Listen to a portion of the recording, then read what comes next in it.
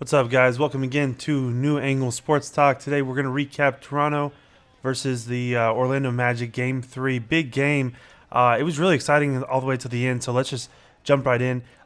Quick recap before we talk about the first quarter highlights and go on for the rest of the game.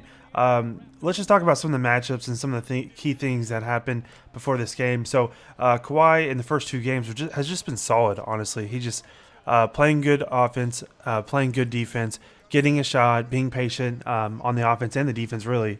And obviously, he's a leader in this team, and they really needed him to keep on being the leader in order to get this win. This is in Orlando, so it's a first. It's the first playoff game that they've had in a long time. They haven't been in the playoffs in a while. And actually, it's in this season, ending the regular season. Orlando won 8 straight home games coming into the playoffs. And also, as another side note, Toronto had lost 6 out of the last 7 road playoff games as well in their previous playoff tenure in the last couple of years. And so they're not. So Toronto's not necessarily a good away team when it comes to the playoffs, and Orlando definitely has been hot from home. So this is a really fun game coming into, knowing that definitely something that I really wanted to watch tonight and review with you guys tonight. So starting off the game, Toronto starts off hot with a 10-0 run. They just get out in transition. They were just playing good ball, got good shots, shot efficiently, but also more importantly played better defense as well too. Quarter one, you see a lot of fast break that happened. Both teams really. It wasn't just the Toronto Raptors, but the Magic as well too. They were getting steals, tipping passes, and they ran a lot of fast breaks. After Toronto made that 10-0 run, Magic started settling in and really getting into their groove of things and things like that. Vucevic was really, really good this entire game, but starting off with the first quarter, he didn't start the way that he finished. He finished a lot better, in my opinion, especially in the second and third quarter. But in the first quarter, it was really his passing and his rebounding that really kept the Magic going and gave them a lot of confidence moving forward with their shots and their entire offense as well too. Pascal Siakam, which is one of my favorite players, and we'll get to him kind of towards the end because he had a great game, pretty much the entire game. But in the first quarter, he was already up to double digits in the game.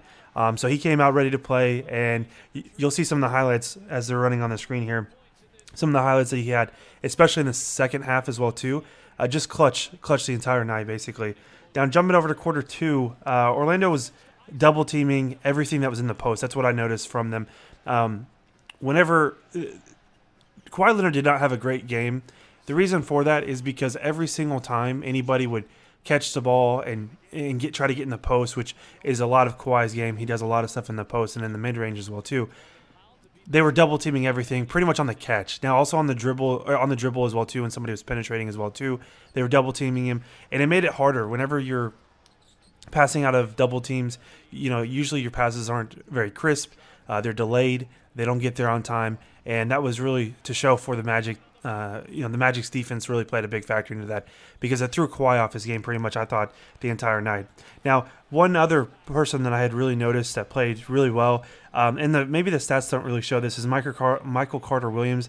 I think that dude is really trying to play for a contract, like a permanent role on a team for a year. He's been a journeyman. I know that with the Orlando Magic, he had 2 10-day contracts, and they ended up signing him because they liked what he saw. Now, his numbers aren't crushing it at all. He's not doing too much just looking at the box score. But when you actually watch the game, he brings so much effort to that team. So much. I think he's good with chemistry. I don't think he's a chemistry killer at all by any means. He hustles and he picks his spots. He knows when he has a good matchup on himself. He's a bigger point guard, so he knows when to attack and when not to attack. And I think that was really a big key in quarter two for the Magic is Michael Carter-Williams and his ability to kind of see the floor and play to his strengths.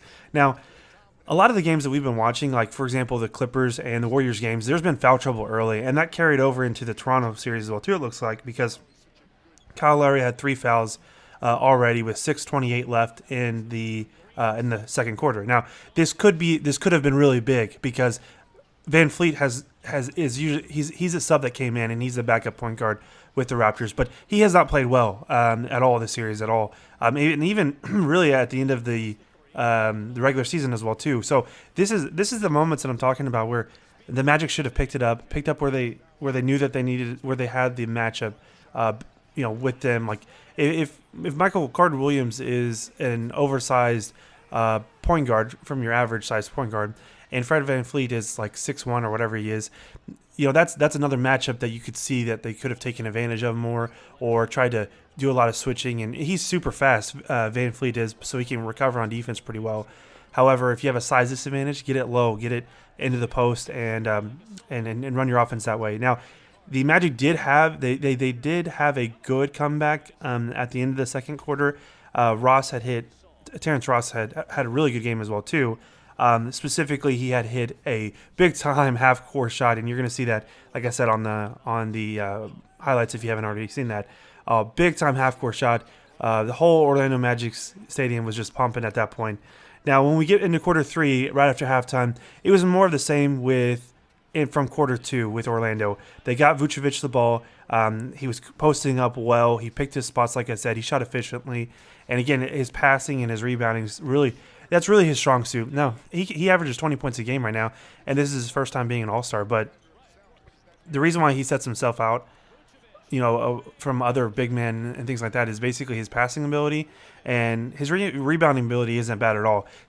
He really, like I said, he really picks his spots really well.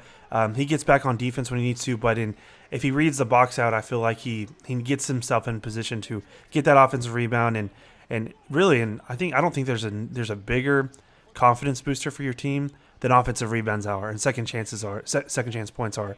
And that he really does bring that a lot to this Orlando team, even in the regular season as well too. But circling back around to what we're going to talk about with more for the remaining of the video is Pascal Siakam. Okay, Pascal Siakam had 10 in this quarter as well too. He ended by the third quarter he had 26 total points. I think he ended with 28 if I remember correctly.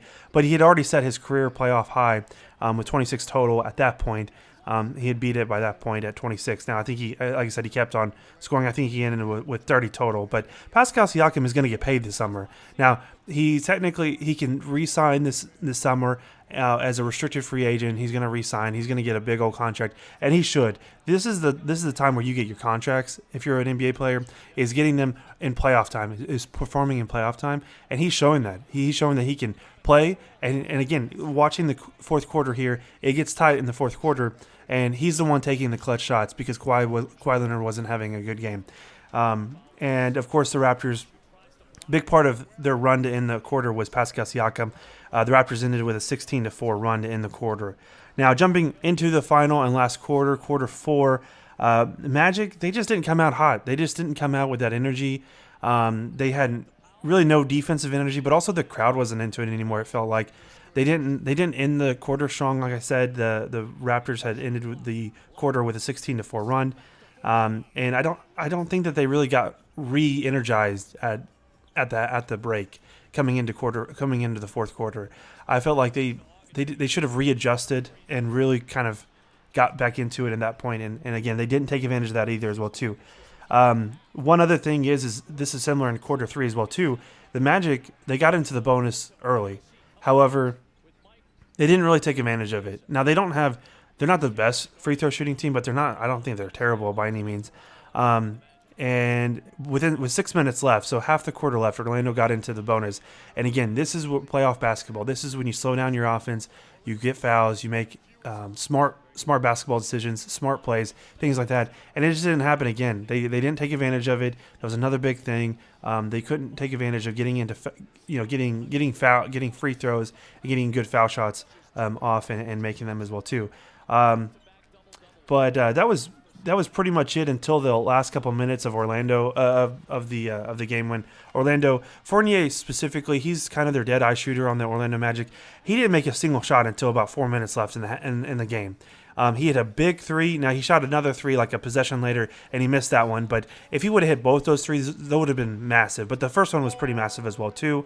Again, Orlando should have kept on building on that. They couldn't do it. The crowd was pumped up at that point. They couldn't do it. Pascal Siakam, honestly, he has probably the game-winning shot with, 40 seconds left or 30 seconds left, whatever it was, where he took it over and just basically did this little floater in the lane coming from the left side of the basket and just nailed it. And at that point, the game was pretty much over.